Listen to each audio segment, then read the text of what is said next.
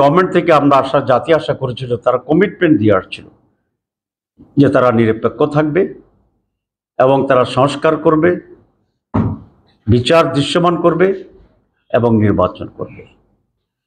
কিন্তু প্রধান উপদেষ্টা তার ওয়াদা ভঙ্গ করে সংস্কারের চূড়ান্ত পর্যায়ে সিদ্ধান্তে পৌঁছার আগেই নির্বাচনের তারিখ ঘোষণা করছে এবং বিচার এখনো দৃশ্যমান হয়। এর মাঝে উনি মনে হয় কোনো শক্তির কাছে মাথা নত করে প্রভাবিত হয়ে আবার একটি পরিকল্পিত নির্বাচনের দিকে এগিয়ে যাচ্ছেন বলে দেশবাসীর সন্দেহ পোষণ করছে। গতকালকে আপনারা দেখছেন যে একটা রোড ম্যাপ ঘোষণা করছে নির্বাচনের, এটা কি বলে, কি নকশা বলে, পথ নকশা বাংলা। কিন্তু অনেকগুলো বিষয় এখনো আনসেটেল রয়ে গেছে। নির্বাচন, ফেব্রুয়ারি নির্বাচনে জামাত ইসলামীর কোনো আপত্তি নেই। আমরা 15 ফেব্রুয়ারি নির্বাচন করার জন্য সারা দেশে প্রস্তুতি নিচ্ছি। কিন্তু একটি সুষ্ঠু অবাধ নির্বাচনের জন্য কতিপয় বিষয়ের শুরু হওয়া অত্যন্ত জরুরি। তার মাঝে 1 নম্বর হচ্ছে, আমরা বলেছি জুলাই চার্টার, এটাকে আমরা যেখানে ঐক্যমত পৌঁছেছি সে সমস্ত জায়গায় এটাকে আইনগত ভিত্তি দিতে হবে এবং এর ভিত্তিতেই ফেব্রুয়ারির নির্বাচন হতে হবে।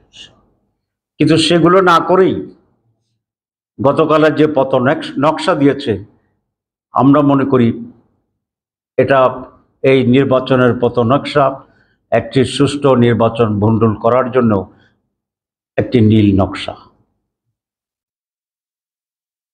এটা আমরা হতে দেব না।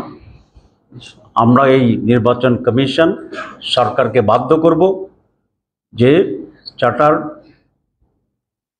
রিফর্ম চার্টারের মাধ্যমে, পিআরের মাধ্যমে আগামী নির্বাচন হতে হবে এবং সেটা বাধ্য করা হবে ইনশাআল্লাহ। আমি আরেকটি বিষয়ে কথা বলতে চাই, সেটা হচ্ছে নির্বাচন কমিশনের ব্যাপারে। নির্বাচন কমিশন আনফর্চুনেটলি বাংলাদেশে সকল সময় একটি দলীয় দাস হিসাবে কাজ করেছে, যেটি সমস্যার অন্যতম প্রধান কারণ ছিল। তারা দুটো অন্যায় কথা বলেছেন। সিইসি একবার বলেছে যে পিআর সিস্টেম সংবিধানে নাই, সুতরাং এর ভিত্তিতে নির্বাচন করা যাবে না। আবার গতকালও শুনেছি তার ব্রিফিং একজন বলেছেন। আসলে আমি আশা করি যে ওনারা সংবিধান সম্পর্কে ধারণা রাখেন। সংবিধানে নির্বাচন করার কথা বলা হয়েছে, কিন্তু কোন পদ্ধতিতে করা হবে এটা কিন্তু বলা হয়নি। সুতরাং আজকে দুটা পদ্ধতির প্রস্তাব, একটি আগের ট্রেডিশনাল যে পদ্ধতি কনস্টিটিউয়েন্সি ওয়াইজ, আর আমরা নতুন বলেছি পিআর সিস্টেম। সুতরাং এই দুইটা পদ্ধতির ভিতরে যে কোনো একটি সেটেল না হওয়া পর্যন্ত একটি সিস্টেমে নির্বাচনের পথ নকশা ঘোষণা করাটা এটা তাদের জন্য বড় ধরনের অপরাধ এবং অন্যায়। আমি সিসি সহ যিনি বলেছেন তাদেরকে এটা উড্র করার জন্য বলবো এবং দেশবাসীর কাছে ক্ষমা চাওয়ার জন্য বলবো। এরপরে যদি এ ধরনের কোনো বক্তব্য আসে তাহলে সিসির ব্যাপারে আমরা অনাস্থা জ্ঞাপন করব কিনা এটা আমাদেরকে ভেবে দেখতে হবে। প্রিয় ভাইরা,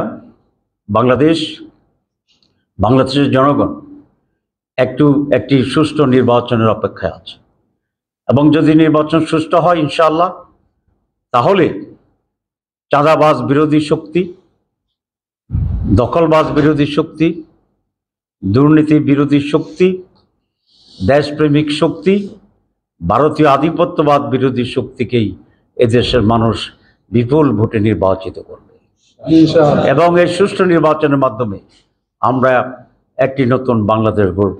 জামাত ইসলামী এবং তার সঙ্গে যে এলি আছে, আজকে প্রধান রাজনৈতিক শক্তিগুলো আমরা ঐক্যবদ্ধ আছি। একদিকে বিএনপি আর অন্যদিকে সকল রাজনৈতিক শক্তি, ইসলামিক এবং সেকুলার।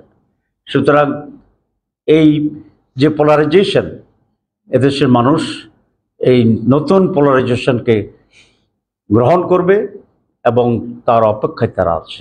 আপনারা ডাটা দেখেছেন স্ট্যাটিস্টিক্স যে 48% লোক কোনো মতামত দেয়নি, মানে তারা অবজার্ভ করছে কোন দিকে যাচ্ছে।